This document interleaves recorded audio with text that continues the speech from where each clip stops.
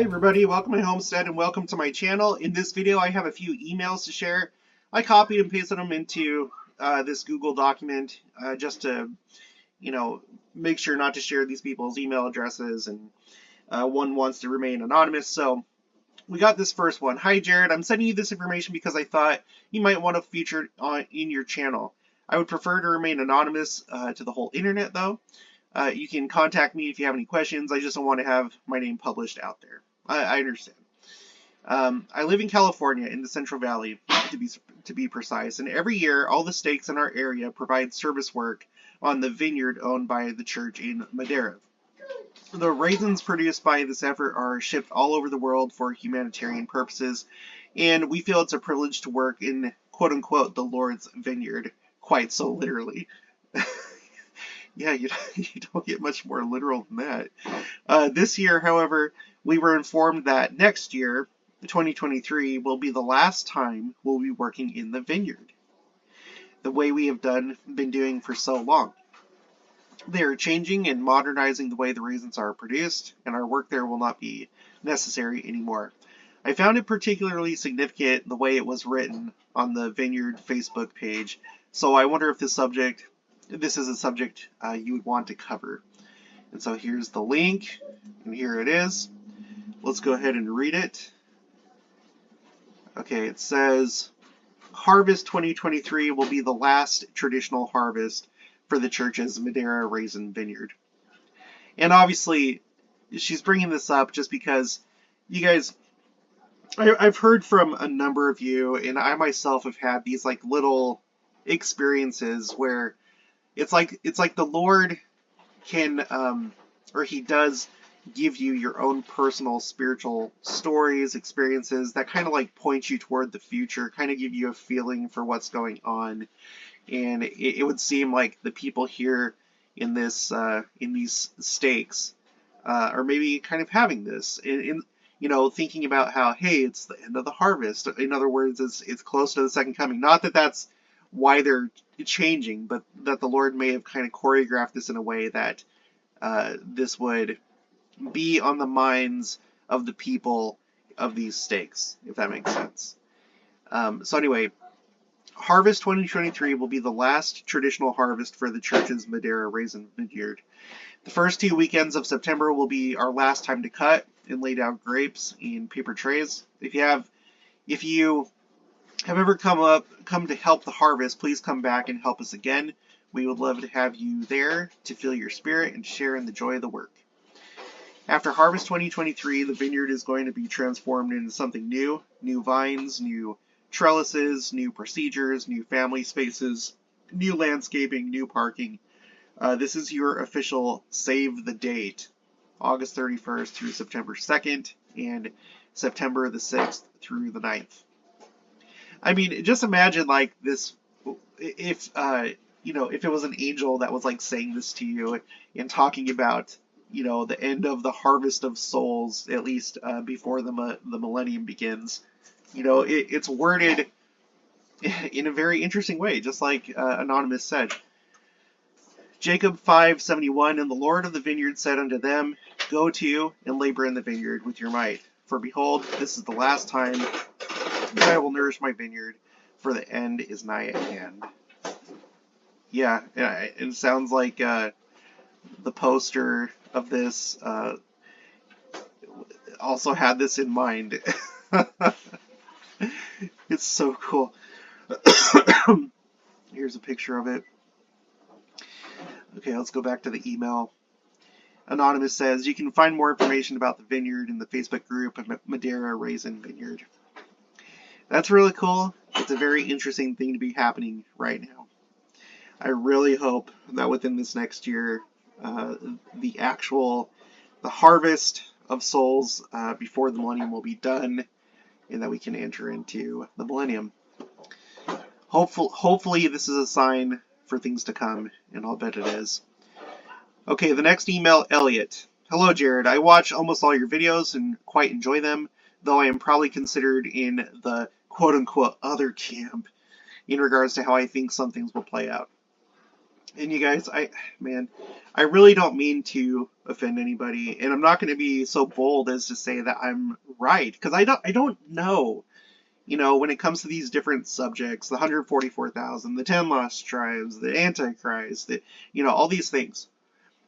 All I can do in my approach is to see if the church actually teaches those things, if prophets have talked about it. Like, I know you can read the scriptures, but again, like I've said before, you give any person in the world a Bible, and each person is going to come out with a different interpretation, no matter how clear it seems it is. So that's like one of the benefits that we have to having prophets, is that we don't have to be left to our own devices. And I know that there's going to be like, well, yeah, but the Spirit, yes, but not every, just, we have prophets, okay?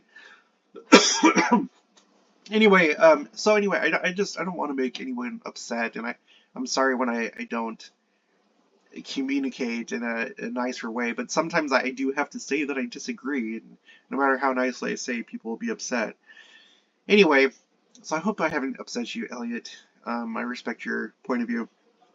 Okay, so for the record, I hope you are right and I am wrong. Your interpretation, supported in some ways by the words of our leaders, sound like a better path, but I'm not on board yet. Smiley face. I hope that's okay.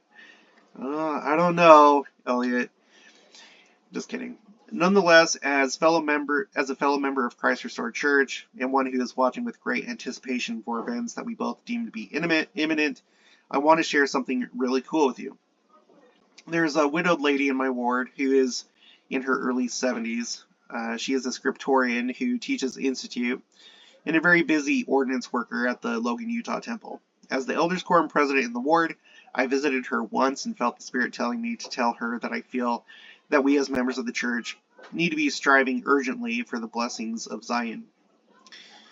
She didn't comment much on this, and it seemed like she thought I was missing the mark a little bit. I left feeling a bit silly. That event happened probably about 4 months ago. However, this last fast and testimony meeting in December, she stood to bear her testimony and shared something that I think is incredible. And it seems to have changed her view entirely regarding the times we are in.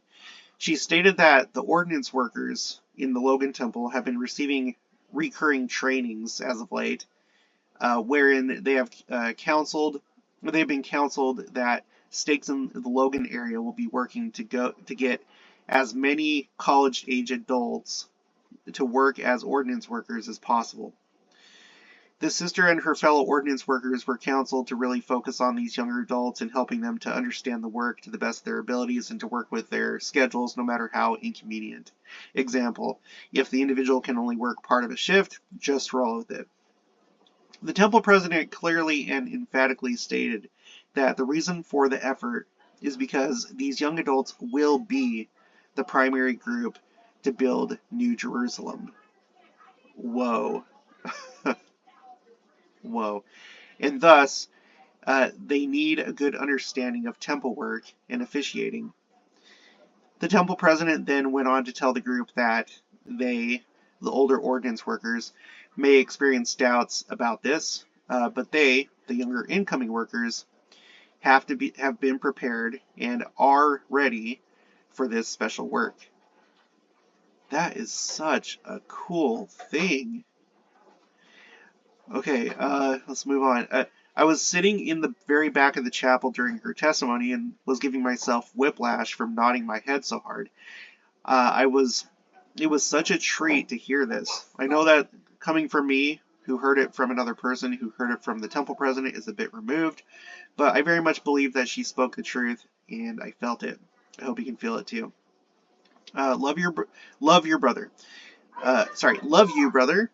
Keep doing what you're doing. I'm trying to build up the courage to start sharing the Book of Mormon in the way you have invited us to do. What a worthy cause for us. Sincerely, Elliot.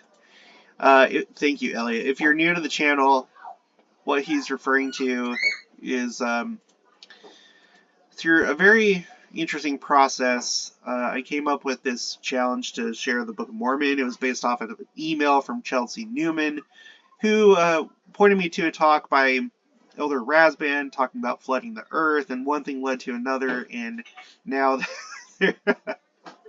And now there's 3,272 copies of the Book of Mormon that have been shared, and reports of 6 people that are meeting with the missionaries, like 6 different instances of people meeting with the missionaries. So this has been an awesome thing. I would encourage you to participate, and then just let me know whenever you share a copy of the Book of Mormon. The reason why is because not for your credit and not for my credit, but because doing this together as a big group project, I think maybe encourages people to do something that otherwise they wouldn't. It has for me. It's sad to say, I don't think I would have shared the Book of Mormon like I have if it wasn't for this challenge. Which is kind of sad. And I know that is the same for a lot of you, because a lot of you have said that, you wouldn't have done it if it wasn't for the challenge. So I think this is kind of like a really good opportunity to jump on board, do something good, and harvest some more souls before the second coming, and then maybe even into the millennium, those that remain that are still of other faiths. So, okay, going back to this. So, thank you, Elliot. Just, when it comes to courage, it's something that's hard for everybody. There's no one that's immune from it being hard. So just do it, and I think it gets easier over time, frankly. Just in the beginning, it's a little bit hard. So, all right, thank you for your email. Next one is from Sue Kemp. Hi, Jared. Earlier this year in February, my family and I went to Hawaii.